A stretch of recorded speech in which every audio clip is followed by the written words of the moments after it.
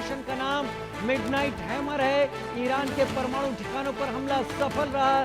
परमाणु खतरे को खत्म करना हमारा लक्ष्य है। जिस तरीके से कलावी यानी राइजिंग लायन इजराइल ने चलाया, ट्रू प्रॉमिस 3 ईरान ने चलाया, अब पेंटागन का बयान सामने आ गया है। ईरान के खिलाफ उन्होंने मिडनाइट हैमर ऑपरेशन चलाया, जहां B-2 बॉम्बर्स के जरिए और साथ में टॉमहॉक क्रूज मिसाइल्स अपनी सबमरीन के जरिए अलग अलग जगह पर वार किए हैं।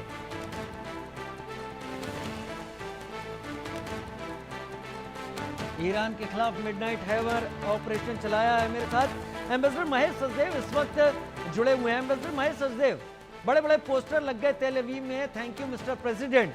क्या नेतन्याहू इस बात पर खुश हो सकते हैं कि उन्होंने ये साबित करने के लिए कि ईरान एक बड़ा थ्रेट है और उसके लिए अमेरिका के लिए और उसके लिए एक बड़ा थ्रेट है, तो अमेरिका की इस कार्रवाई से उन्होंने उस चीज को हासिल कर लिया? क्या वो समझाने में सफल रहे अमेरिका को पिछले कई दिनों से?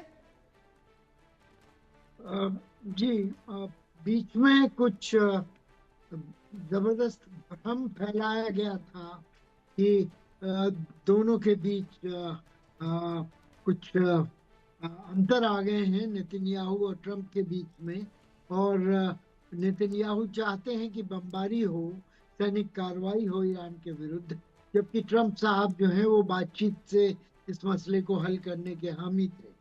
ट्रंप साहब का जो अपना बेस है, मेक अमेरिका ग्रेट अगेन जो कैंपेन है, उसके जो हामीगर हैं वो भी ऐसा, उनमें से भी अक्सर लोग इस बात से तारीफ करते थे ट्रंप साहब की कि वो, उनका वायदा है कि नई लड़ाइयां शुरू नहीं करेंगे और पुरानी लड़ाइयां बंद करेंगे।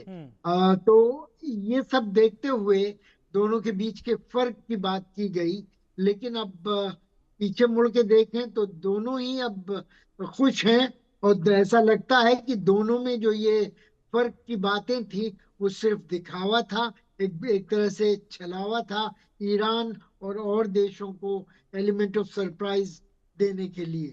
तो एक तो ये पहलू है।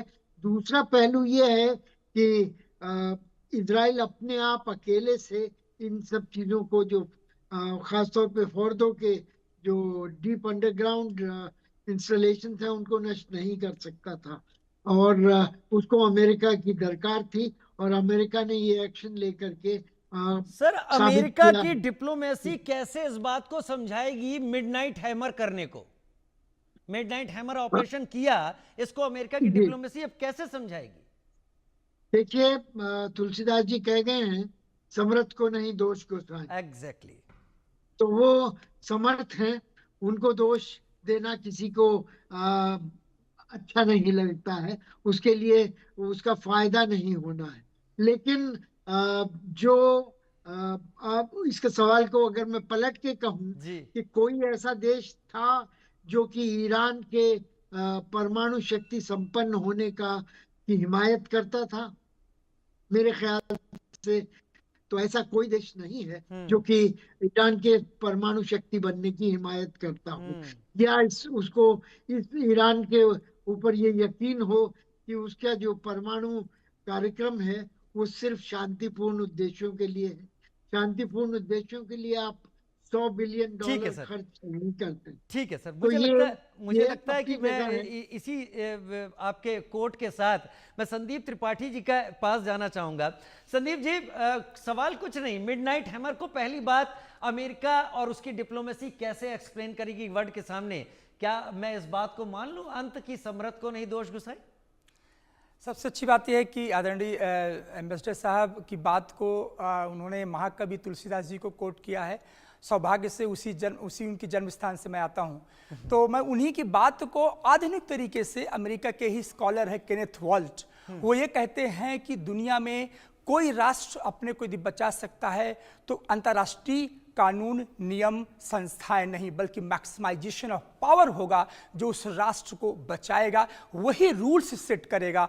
और जो तुलसीदास जी कहेंगे समर्थ को नहीं दोष गुसाई, तो मुझे लगता है कि आज इसी बात की लड़ाई ईरान लड़ रहा है कि यदि मुझे मिडिल ईस्ट पर और इसी बात की लड़ाई इजराइल भी लड़ रहा है कि यदि मुझे जान बचानी है तो मुझे ईरान को रोकना होगा, क्योंकि जिस दिन ईरान ने न्यूक्लियर बम बना लिया तो हो सकता है कि मैं न बच पाऊं। और ईरान कह रहा है कि मुझे अमेरिका को यदि चैलेंज करना है तो मुझे न्यूक्लियर बनाना है। मुझे लगता है कि अंतर्राष्ट्रीय राजनीति में जिस तरीके से अभी आपने दिखाया कि IAEA कह रहा है कि बहुत सेंसिटिव मूवमेंट है, जिस तरीके से हमने देखा कि यूएनओ एक ऐसी बॉडी है जिसको निंदा इंस्टीट्यूशंस हम कहते हैं कि वो सिर्फ निंदा करता है, इजराइल ने उसको बैन कर दिया है। आज ये वक्त है कि 75 साल की इन जो संस्थाएं हैं इनको रिविजिट किया जाए। और भारत हमेशा ये कहता है कि ये वक्त आ गया है कि यूरोपियन जो इंस्टीट्यूशंस थे, जो सिर्फ जहां पर अमेरिकन हेजेमनी है, ये वक्त आ गया या तो डाइफंक्शनल है, और यदि डाइफंक्शनल है तो ये वक्त आ गया कि भारत की आवाज सामने आए। और आज ही आदरणीय प्रधानमंत्री जी ने ईरान के राष्ट्रपति से बात की है कि डी एस्केलेशन का टाइम आ गया। देखिए राजीव जी, दुनिया में जिस समय पोलराइजेशन चरम पर है, चाइना कहता है डेंजरस टर्निंग पॉइंट है, रूस कहता है कि अभी हम देखेंगे, अभी रशियंस लोग चूंकि इजराइल में रह रहे हैं इसलिए मैं कुछ बोल नहीं सकता, तो एक डिलेमा दुनिया में बना। उस वक्त भारत कह रहा है बहुत छोटे में एक सार यही निकल के आ रहा है, अगर आपके पास ताकत है, अगर आपके पास दम है, तभी आप क्षमा करने का सामर्थ्य रख सकते हैं, और तभी आप अगर कुछ करते हैं। वो एक पुरानी फिल्म का डायलॉग भी था कि हम अगर सब कुछ तय करने वाले हैं तो हमारा कोई भी काम एक क्लास कहा जाएगा, और अगर हम सब कुछ झेलने वाले हैं तो हमारा कोई भी काम गलतियों या नुक्स के साथ माना जाएगा। अब इसमें सामर्थ्य कौन जता रहा है? मुझे लगता है आज के हमले के बाद आज की रात और देखनी होगी, क्या अमेरिका दूसरा हमला करता है, और तब पता चल जाएगा कि इस पूरे मिडिल ईस्ट में क्या होने वाला है। बहुत धन्यवाद मेजर जनरल ब्रजेश कुमार आपका, संदीप त्रिपाठी जी आपका, एम्बेसडर महेश सचदेव आपका, और group captain MJ Augustine Vinod. आप लोगों का अनुभव मेरे प्रोग्राम की जान है और मेरे प्रोग्राम को हमारे दर्शकों तक बेहतर तरीके से पहुंचाता है।